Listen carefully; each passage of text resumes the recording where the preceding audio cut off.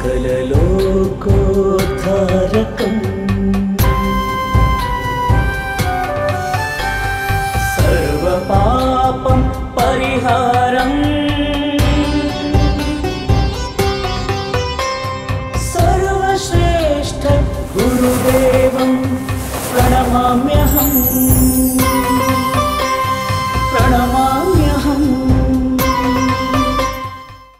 ಓಂ ಶ್ರೀ ಗುರುಭ್ಯೋ ನಮಃ. ಓಂ ಪರಮಾತ್ಮನೇ ನಮಃ. ಗುರುಭ್ಯೋ ನಮಃ. ಎಲ್ಲ ವೀಕ್ಷಕ ಬಂಧುಗಳಿಗೆ ಭಗವಂತನ ಅನಂತ ಅನುಗ್ರಹವಾಗಲಿ ಅನ್ನುವ ಪ್ರಾರ್ಥನೆಯೊಂದಿಗೆ ಗುರು ಅಂದರೆ ಅವನ ಲಕ್ಷಣ ಏನು ಅನ್ನುವ ವಿಷಯವನ್ನು ಇವತ್ತು ನಾವು ಚರ್ಚೆ ಮಾಡೋಣ. ಗುರುವಿನ ಸ್ವರೂಪ ಹೇಗಿರುತ್ತೆ ಅನ್ನುವುದಕ್ಕೆ ಒಂದು ಅದ್ಭುತವಾಗಿರತಕ್ಕಂಥ, ಬಹಳ ಸುಂದರವಾಗಿರ್ತಕ್ಕಂಥ ಒಂದು ಶ್ಲೋಕವನ್ನು ಹೇಳಿದ್ದಾರೆ.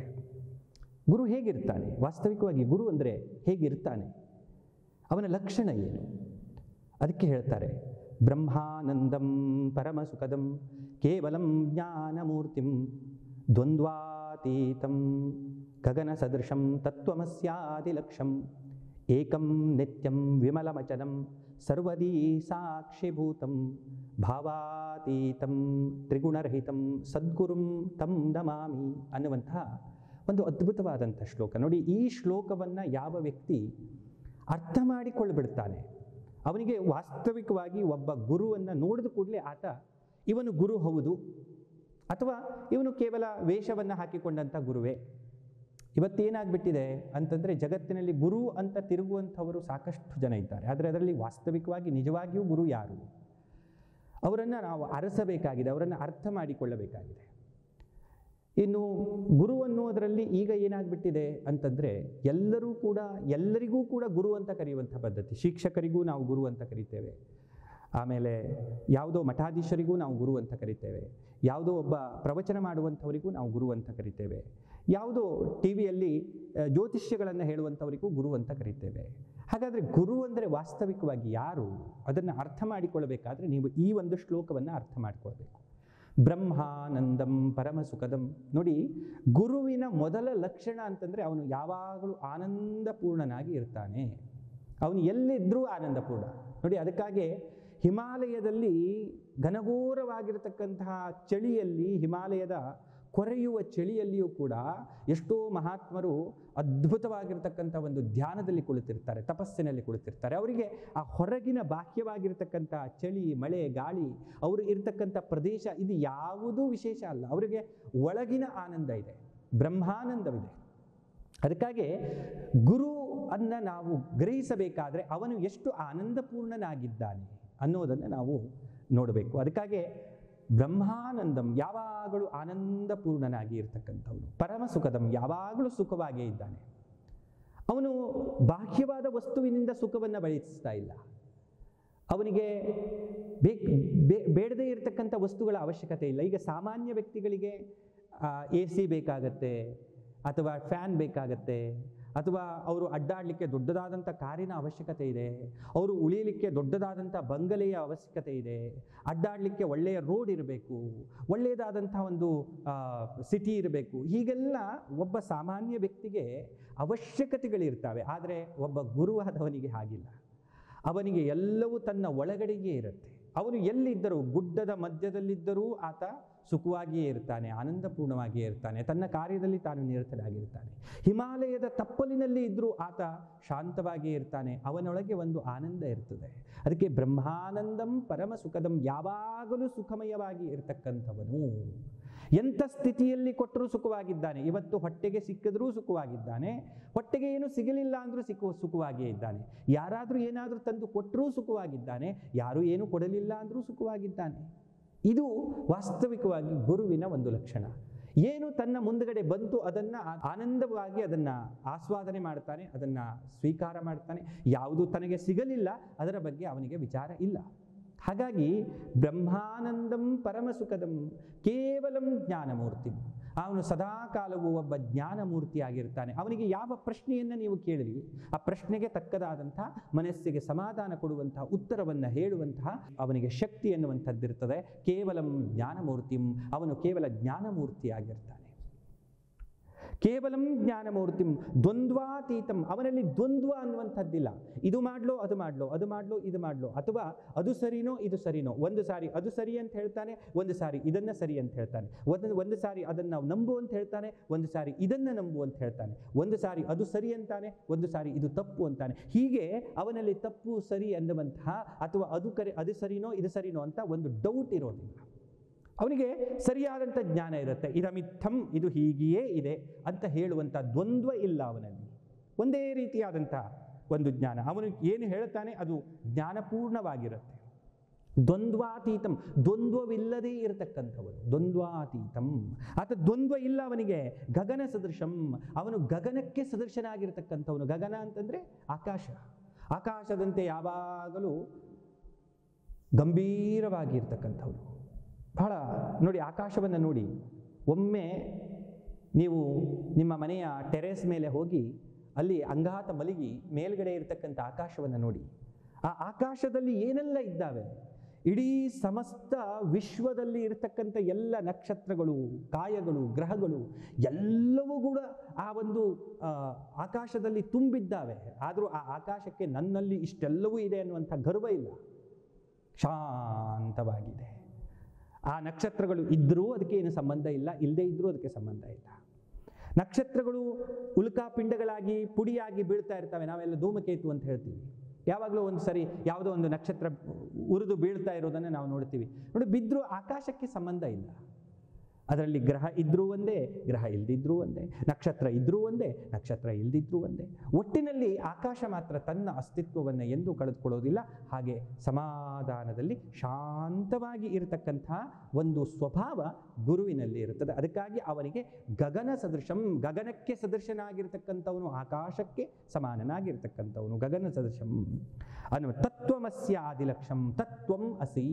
ಇದು ವೇದದ ಅದ್ಭುತವಾದಂಥ ಒಂದು ವಾಕ್ಯ. ತತ್ವಮಸ್ಯ ಆದಿಲಕ್ಷಂ, ಅದೇ ನಾನಿದ್ದೇನೆ. ಆ ಪರಮಾತ್ಮನೇ ನಾನಿದ್ದೇನೆ. ಪರಮಾತ್ಮನ ತತ್ವವೇ ನನ್ನಲ್ಲಿ ಆತ್ಮರೂಪದಲ್ಲಿದೆ. ನಾನು ನೋಡುವಂಥ ಪ್ರತಿಯೊಂದು ಪ್ರಾಣಿ ಪಕ್ಷಿಗಳಲ್ಲಿಯೂ ಕೂಡ ಪರಮಾತ್ಮನೇ ಇದ್ದಾನೆ ಅನ್ನುವಂತಹ ತತ್ವಂ ಅಸಿ ಅನ್ನುವಂಥ ಒಂದು ಲಕ್ಷಣ ಅವನಲ್ಲಿ ಇರುತ್ತೆ. ಯಾವಾಗಲೂ ಆತ ಏನು ಮಾಡ್ತಾನೆ, ತತ್ವಮಸಿ ಅನ್ನುವಂಥ ಒಂದು ಭಾವನೆಯಲ್ಲಿ ಆತ ಇರ್ತಾನೆ. ಏಕಂ ನಿತ್ಯಂ, ಆತ ಏಕಂ ನಿತ್ಯಂ ವಿಮಲಮಚಲಂ. ಏಕನಾಗಿದ್ದಾನೆ, ಒಬ್ಬನೇ ಇದ್ದಾಗಲೂ ಆನಂದದಿಂದಿದ್ದಾನೆ. ನಿತ್ಯನಾಗಿದ್ದಾನೆ ಆತ. ಯಾಕೆ? ಅವನು ಮೋಕ್ಷವನ್ನು ಪಡೆದಿದ್ದಾನೆ. ಅವನು ಈ ದೇಹವನ್ನು ಬಿಟ್ಟರೂ ಕೂಡ ಅವನಿಗೆ ವಾಸ್ತವಿಕವಾಗಿ ಅವನಿಗೆ ಅಳಿವು ಅನ್ನುವಂಥದ್ದಿಲ್ಲ.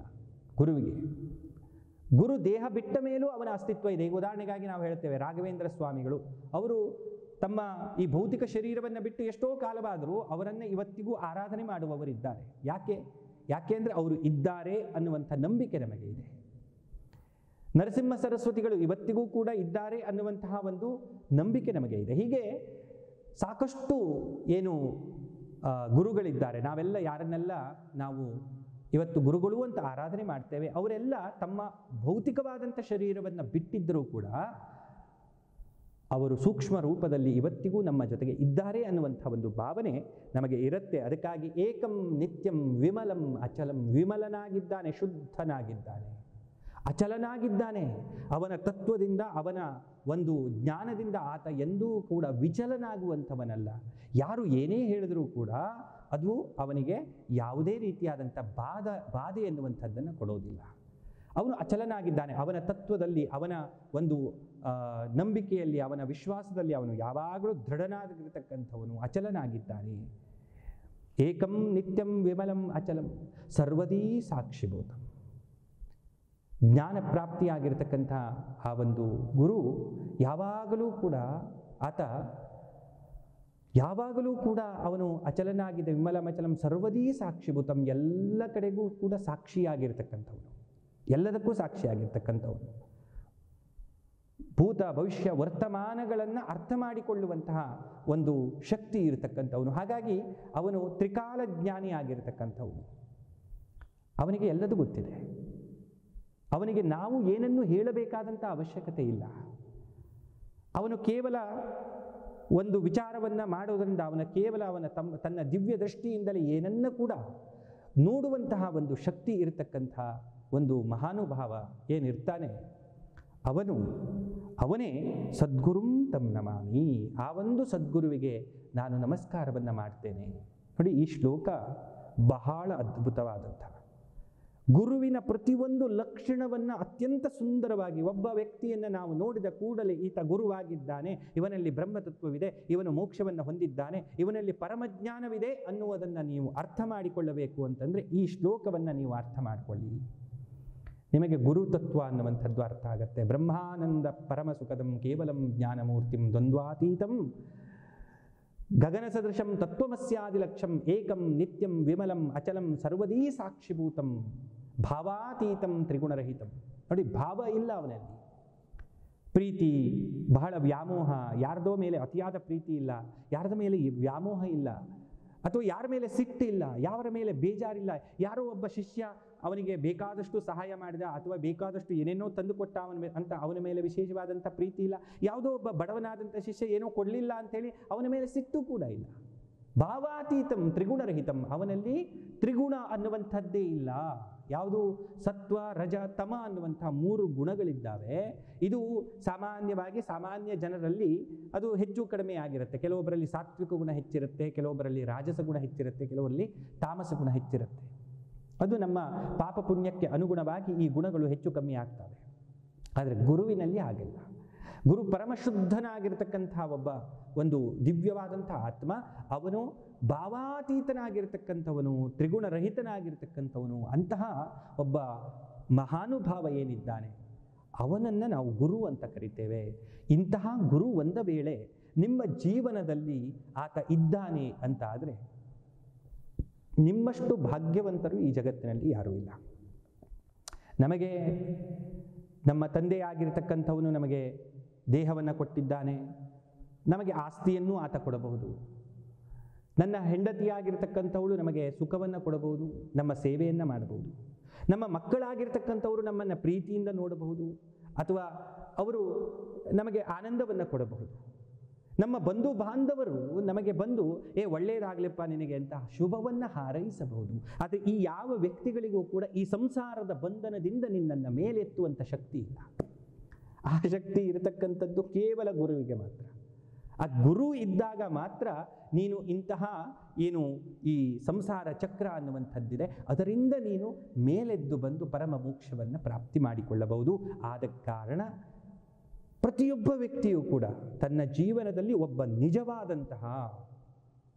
ನಿಜವಾದಂತಹ ಒಬ್ಬ ಗುರುವನ್ನು, ನಿಜವಾಗಿಯೂ ಬ್ರಹ್ಮಜ್ಞಾನವನ್ನು ಪಡೆದಿರತಕ್ಕಂಥ ಪರಮಜ್ಞಾನಿಯಾಗಿರ್ತಕ್ಕಂಥ ಒಬ್ಬ ಗುರುವನ್ನು ತಾವು ಅರಸಿ, ಒಂದು ವೇಳೆ ಆತನಿಂದ ತಾವು ದೀಕ್ಷಿತರಾಗಿ ಅವನ ಶಿಷ್ಯರಾಗಿ ತಾವು ಸಾಧನೆಯನ್ನು ಪ್ರಾರಂಭ ಮಾಡಿದರೆ ನಿಮ್ಮ ಜೀವನ ಅನ್ನುವಂಥದ್ದು ನಿಜವಾಗಿಯೂ ಅದು ಸಾರ್ಥಕವಾಗತ್ತೆ.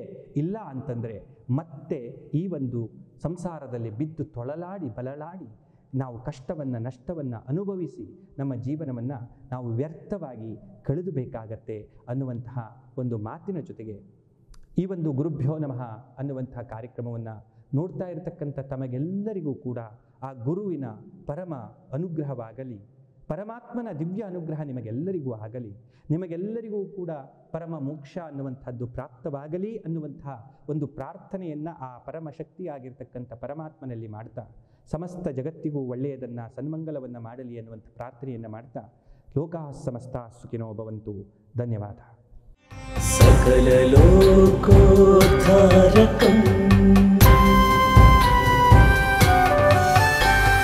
ಸರ್ವ ಪಾಪಂ ಪರಿಹಾರಂ